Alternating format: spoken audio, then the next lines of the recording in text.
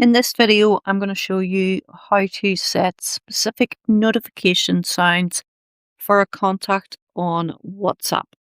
So this is on an Android phone that I'm using, so your process might be a little different if you are using an iPhone. Just bear that in mind. What you want to do is open up your WhatsApp and you want to select a chat with the contact or group that you want to customize. I'm going to click in here.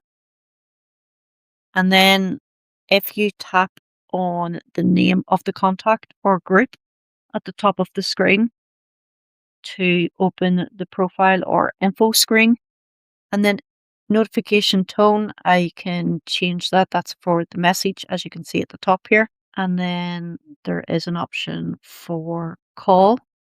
I can change that. And I can also mute messages. So if I go into notification tone, it's going to bring me to obviously all my notifications, and I can tap on one and then hit save, and it says new ringtone alert saved. The same applies for ringtone. I can change that and hit save, and that's basically all there is to it.